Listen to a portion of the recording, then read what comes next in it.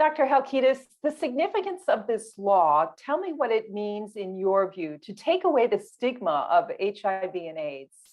Well, first and foremost, it's important to remember that HIV criminalization laws have existed in the United States since 1986, and they're based on the history of what HIV was like at that time.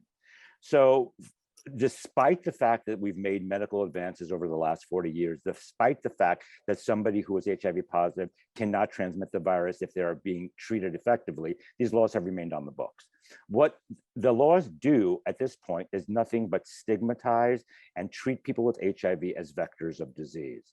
The removal of these laws from the books, one, destigmatizes HIV. Two, encourages people to be tested and on treatment, which is ultimately what we want here, and to keep people healthy, and creates a life reality for people who are living with HIV to not feel that they're somehow diseased or horrific or like, vectors of like infection. And I think that is a really important reality for people who are trying to manage this chronic disease every single day of their lives.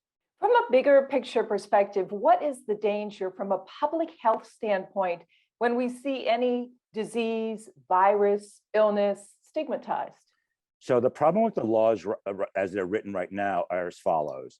The laws basically indicate that if you know your HIV status and you have unprotected or condomless sex with somebody and potentially infect them, you can be criminalized. If you don't know your status and you have sex with somebody, even though you may have HIV, you cannot be criminalized. Now, what's the problem with that? The problem with that is that we want people to be treated because we know, one, treatment gets people to actually feel better and have fuller lives. But two, we know because of the 2017 CDC statement, because of work we've done in New York City and here in New Jersey, that undetectable is untransmittable.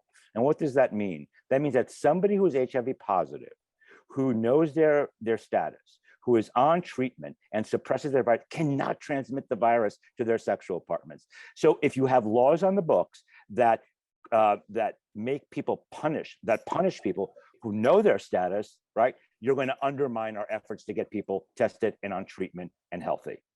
Do you expect that other states will follow suit and change their laws? I expect that this will follow in most enlightened states that lead with science and public health, like the state of New Jersey. The CDC has been pushing this over the course of the last year. States like New Jersey are leading the way, but quite frankly, I don't expect states that take away the rights for women to have an abortion to take away their HIV criminalization laws either. These things happen hand in hand with each other, but I think most states will decriminalize. We're down to about 30 states in which these laws actually remain. Hopefully it will become norm. It's been great speaking with you on this. Thank you so much for your time. Thank you, Rhonda. My pleasure.